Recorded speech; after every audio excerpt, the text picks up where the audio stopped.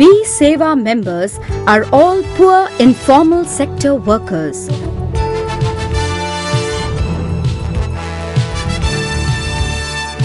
Our livelihoods depend on nature. For us women, nature and their work are directly interconnected. Being a worker, fuel, fodder and firewood are central to our livelihood. As with any natural disaster, climate change has a major impact on the lives of the poor community members of Seva.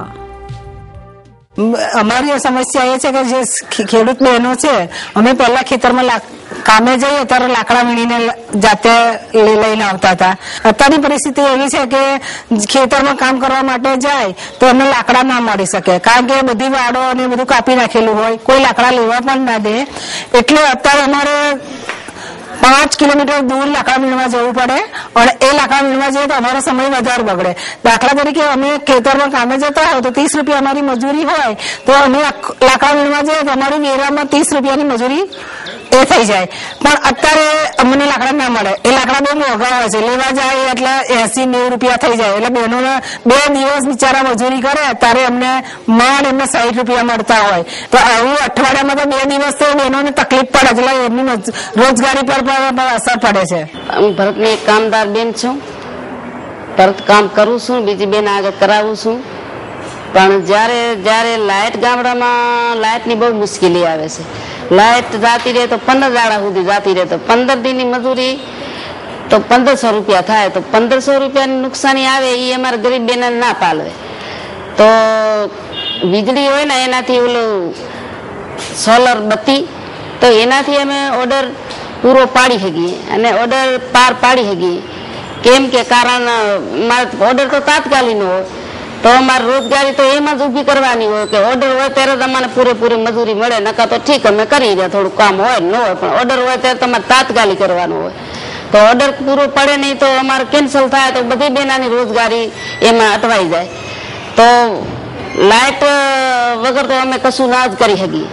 From its past experience, it has been realized that solar light and cook stoves are one among the most needed requirement which not only works towards improving the social and economic conditions of poor community members from the major trade but also work towards reducing carbon emission and thereby contributing towards green environment. Therefore, to identifying the most appropriate models of cook stove and solar light for our members, which are affordable, more suited to their work, occupation, cooking and eating habits and fuel use, Seva is currently field testing the models of cook stove and solar lights from various manufacturers. મારે આ ચૂલો વાપરતેલી તો એ ચૂલામાં મારે એક રોટલા થાય તો શાક ના થાય અને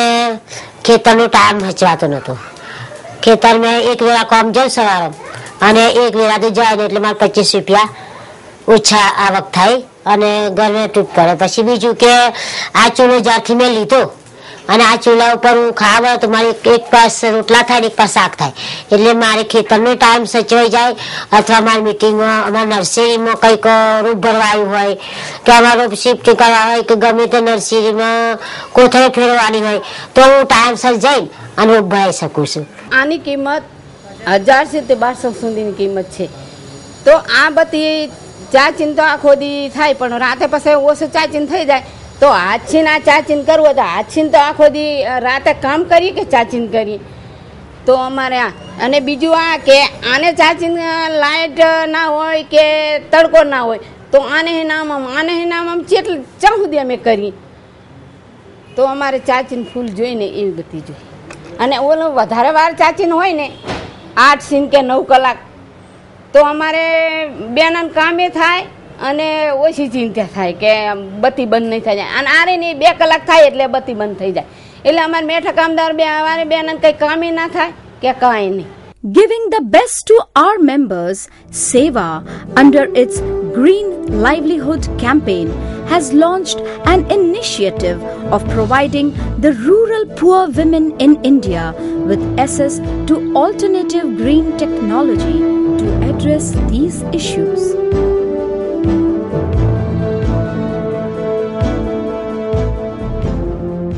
To reduce the drudgery of women,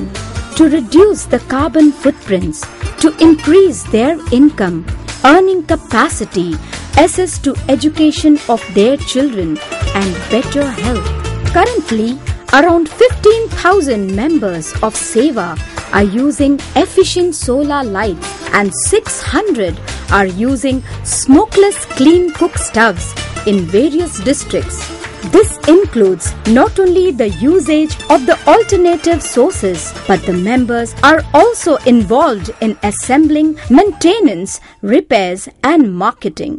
મેં લીલીની ખેતી છેલ્લા 9 વર્ષથી કરેલી છે એટલે પહેલા મને એમ થતું હતું કે લીલી મારે 6 વાગે શિયાળાની અંદર વીણવા આવવું પડતું હતું તો મને રસ્તામાં અંધારું પણ બહુ હતું મતા કે હું લીલી વીણવા આવું તો મારી સાઈડ ઉપરની જે કળીઓ હોય ને એ મારા હાથ ઉપર નહોતી આવતી એટલે એ લીલી મારી રહી જાય ને તો બીજા દિવસે એ કળીઓ રહી જાય તો બીજા દિવસે મારા કામમાં આવે નહીં એટલે પહેલા મને બહુ તકલીફ પડી કેમ કે ખેતરનો રસ્તો મારો બહુ દૂર છે એટલે ઘેરથી આવવા માટે પણ મને વચ્ચે રસ્તામાં બીક લાગતી હતી બીજું કે ખેતરમાં હું જ્યારે અંદર પ્રવેશું ને ત્યારે મારે લીલી વીણવામાં મને તકલીફ લાગતી હતી છેલ્લા 1.5 વર્ષથી જે મેં સોલર બત્તી મેં લીધી ત્યાર પછી મને એટલો તો ફાયદો થયો કે સોલર બત્તીમાં બિલ નહીં આવતું પહેલા હું જયારે બેટરી લાવતી હતી ને તો એના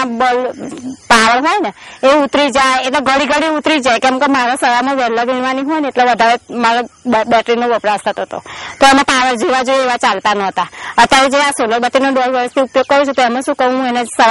મૂકી દઉં સવારે ચાર્જર કરવા માટે તો આખો દિવસ એનું ચાર્જર થાય તો મારે સવારમાં આ બેટરી સોલર બત્તી મને કામમાં સરસ લાગે છે અને બીજું કે છેક ઘેરથી નીકળું તો છેક ખેતર સુધી આવું ને ત્યાં સુધી મને કોઈ બીક નહીં લાગતી કેમ કે આ સોલર બત્તીનો એટલો પ્રકાશ પડે છે ને કે મારા રસ્તામાં આખા મજવાળું હોય છે એટલે શું વસ્તુ પડ્યું છે કેવું પડ્યું છે મને તરત ખબર પડી જાય હવે છેક ખેતરમાં અંદર આવું ને એટલે મારા લીલીમાં જયારે હું પ્રવેશું એટલે મને ખબર પડે કે હા આ કળી મારી અહીંયા ગળી રહી જાય કેમ કે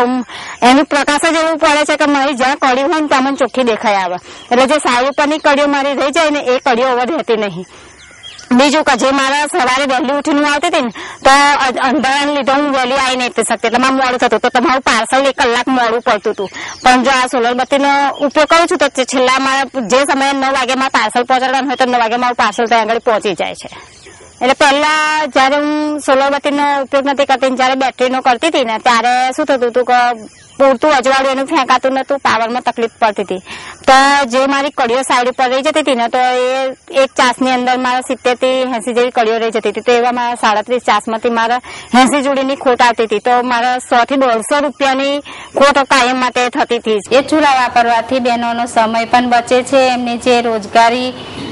રોજગારીમાં પણ આવકનો વધારો થાય છે અને બાળકો જે સ્કૂલમાં જતા હોય તો એ પણ ટાઈમસર જઈ શકે છે અને જ્યારે 5 માણસનું જમવા બનાવવાનું હોય તો માટીના ચૂલા વાપરીએ તો એની અંદર આપણને 5 થી 6 કિલો લાકડા બળે જ્યારે આ ચૂલાની અંદર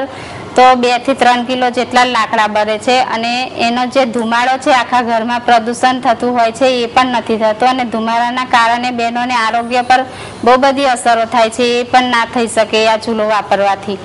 અને આ ચૂલો વાપરવાથી બહેનોને જે આંખો ગળે છે એ પણ નથી ગળતી અને એવા બહેનો ખાસા બધા છે કે જેને ટીબી જેવા રોગો પણ થાય છે પણ જ્યારે આ ધુમાડો બહાર નીકળી જતો હોય અને ઘરમાં ના આવે તો બહેનોને બહુ ઓછું આરોગ્યમાં નુકસાન થાય છે અને જાતે અમે પ્રેક્ટિકલ કરી અને જાતે બનાવીને જાતે હું આ ચૂલા બનાવું છું. In order to strengthen the Green Livelihoods movement of SEWA, we have established Center for Excellence under women's leadership. Green Enterprise Development is the key activity under which we plan to launch Haryali Bond, Social Impact Bond for rural poor to help them in contributing the efforts to decrease ill effect of climate change. This is SEWA, our SEWA, a green trade union where the unorganized sector women's will issue the Haryali Bond. This will give them strength to combat the adverse impact of climate change and make it available to get clean and green environment.